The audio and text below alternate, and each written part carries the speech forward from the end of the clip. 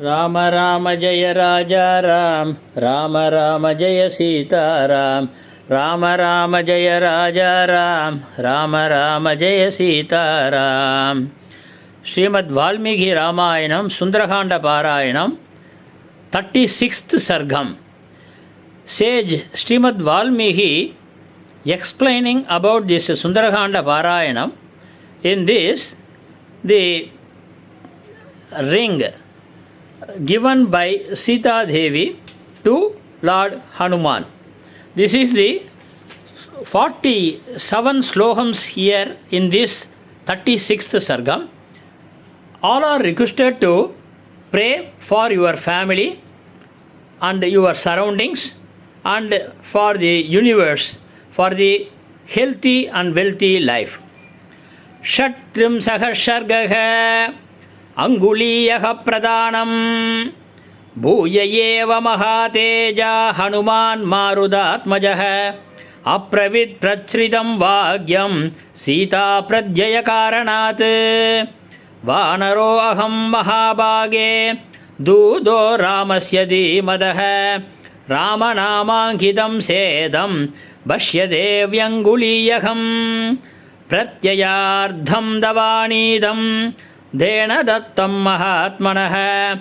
Savasvasi bhatram de Sheena dugga balahyasi Yudyugdva pratatau dhando Sita yaivanarotamaha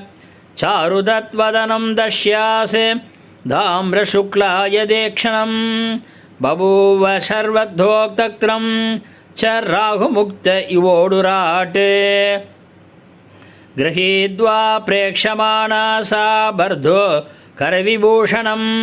Pardharamiva samprabdham Janagi mudita abhavat Tadahasha hrimati bhala Bardrushante shaharshita Paritushta priyam krutva Prachacham sa mahagabe Vigrandasam samartastvam Pragjastvam vanarotamaha Yanetam rakshasapadam Dvayaikena pradarshitam Vanaro aham mahabage Dudo ramasya dhimadaha Ramanamankhitam shetam Bhashyadevyangulinayakam Pratyayardham navadidham Dena dattam mahatmana Samasvahishi bhadram Dekshina dukka balahyane Chadhayo jana vistirnaha Shagaro magharalayaha Vikramachvaghati ena Kramata ghoshpati kritaha Nahidhvam praghritam manye Vanaram vanarashabha Yasyate nasti santraso Ravanannabhisham pramaha Arhase chakabhisreshta Maya samabhivashitum Yatyasi prashidastena Ramena vididatmana Prechayiswati durdarsho Ramo nahyabadeshidam Parakramabalighyaya Matsakasam visheshataha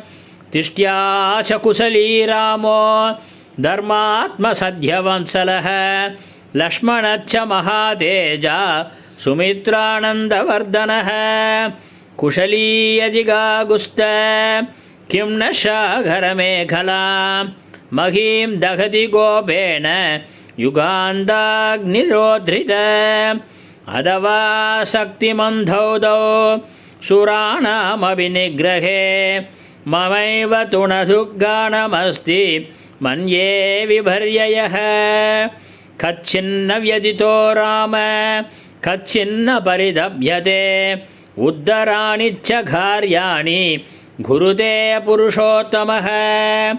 Kachinna dhina samprandha Karyeshu chanamuhyati Kachit purushakaryani Gurute nrubate sudaha Dvividam dhivito bhayamuyamavisevyate Vijikishu sugrute Kachin mitreshu chaparandabha Kachit mitrani labate मित्रैश्चाप्यगिम्यते कच्चित् कल्याणमित्रश्च मित्रैश्चापि पुरस्कृतः कच्चिदास्ति देवानां प्रसादं पार्थिवात्मजः कच्चित् पुरुषकारं च दैवं च प्रतिपच्यते कच्चिन्न विगतस्तेनः विवाशान्मयि राघवः कच्चिन्मां व्यसनादस्मान् मोचयिष्यति वानरः सुखानो मुषितो नित्यमसुखानमनौषितः दुःखमुद्धरमासाध्य कच्चित्रामो ननसीधति कौसल्यास्ताथा कच्चित् सुमित्रायास्तव दैव च अभीष्णं श्रूयते कच्चित् कुशलं वरदस्य च मन्निमित्तेन मानार्ह कच्चित् शोकेन राघवः कच्चिन्नान्यमना रामः कच्चिन्मां धारयिष्यति कच्चिदशौहिणीं भीमां परदो प्रादृत्स्वः ध्वजनीं मन्त्रिमीं गुब्धां पृषयेष्वति मद्घृते वानराधिपति श्रीमान् सुग्रीव कच्चिदेष्यतिः मद्घृते हरिभिर्वीरैर्वृदोदन्दनखायुतैः कच्चिच्च लक्ष्मणः शूरः सुमित्रानन्दवर्धनः अस्त्रविग्धरझालेन राक्षसान् विदमिष्यति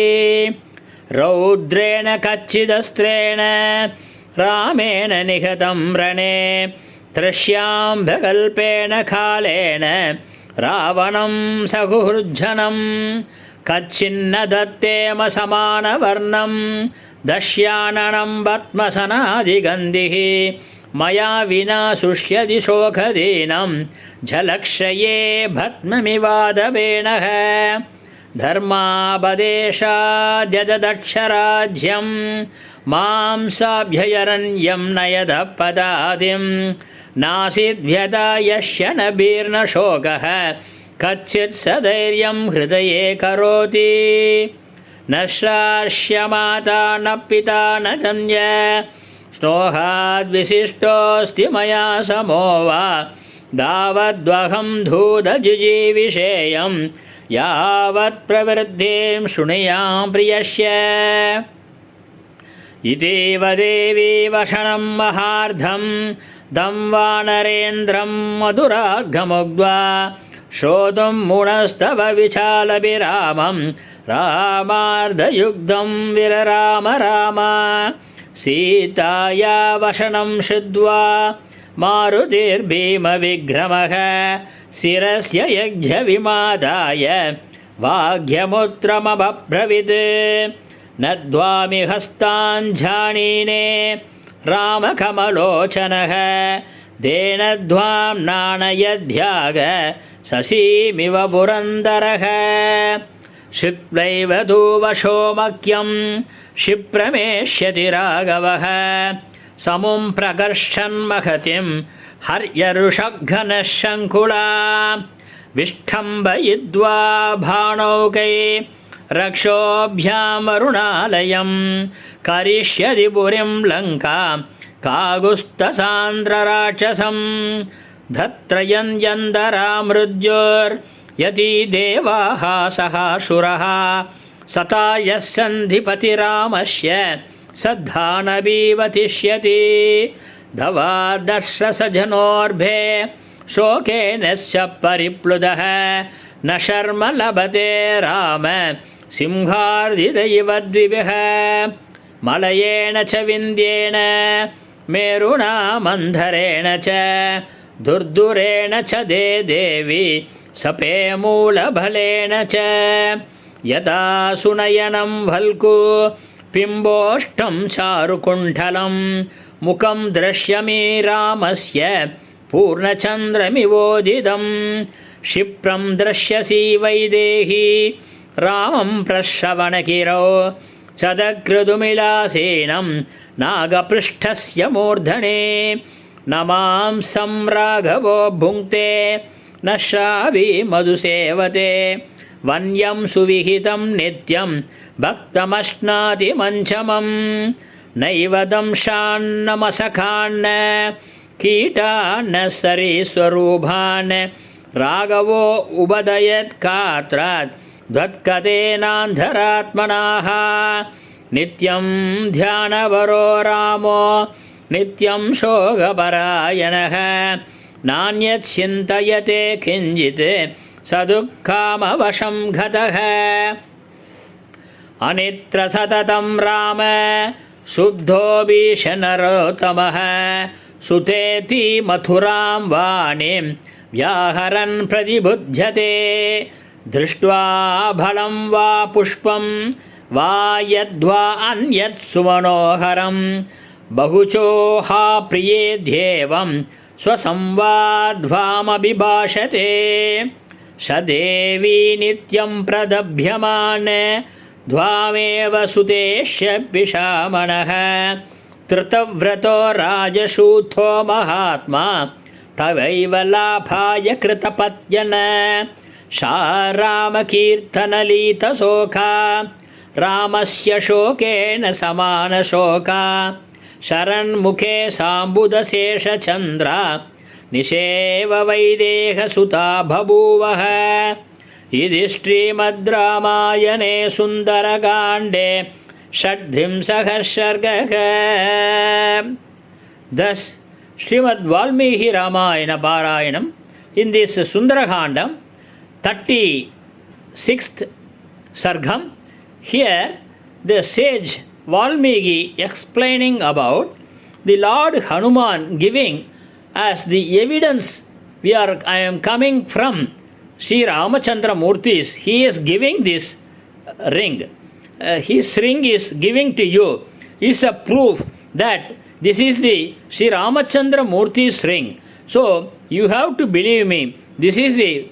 Ramachandra's ring. Like that, Prabhu, Sri Ramachandra Murtin ring. Like that he says. So this is the evidence for Sita Devi that the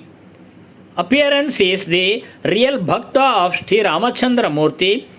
Lord Hanuman.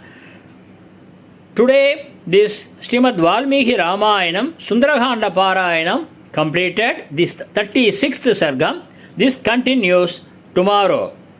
Rama Rama Jaya Raja Ram, Rama Rama Jaya Sita Ram, Rama Rama Jaya Raja Ram, Rama Rama Jaya Sita Ram. Jai Bol Anjaneya Swami ki Jai.